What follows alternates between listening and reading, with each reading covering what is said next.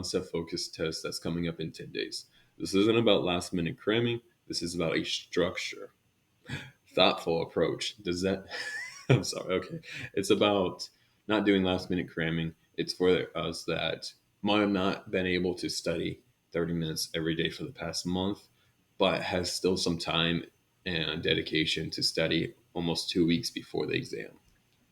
Because we sometimes procrastinate, but we still want to be prepared. So the first thing is the approach is pretty much consistency over cramming. I'm not aiming to ace this test by cramming the night before. Instead, I've learned through past experience and professors that consistent, deliberate review works best, especially for courses that are about understanding concepts and applying them to explain, in this class, diseases. I've attended lectures and I took notes on concepts that really threw me for a loop. And now I'm leveraging that foundation to review efficiently, efficiently over the next 10 days.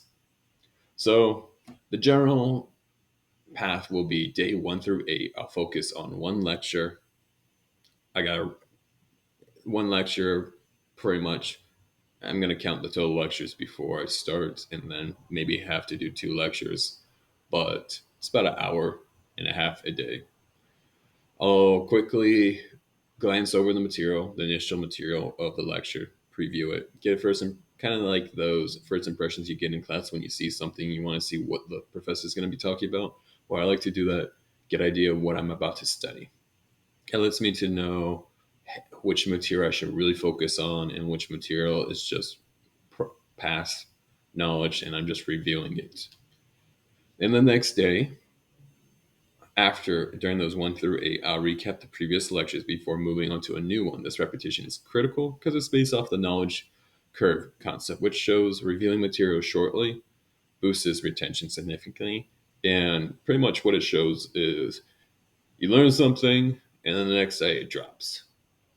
You don't get this fresh review, but then you review and the next day it grows and grows and grows and grows and grows and grows.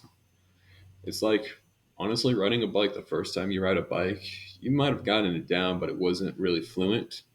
And the next day, you did a little bit better. The third day, better. The fifth week, now you're riding with holding your hands up in the air. So, so to recap, day 1 through 8, I'll start focus on a lecture. The next day, I'll recap and begin the next lecture. And then throughout those 8 days, I'll do random reviews on materials. I integrate a mix of reviews and repetition. This is just so I keep on growing this retention curve. Because I'm going to glance back on the key points of the previous ones to also just not forget it. Because what's the point of studying something 2 weeks ago if you never follow up on it? So for the final 2 days, because that was just the first 8 days, it's going to be a consolidating all the materials of reviews.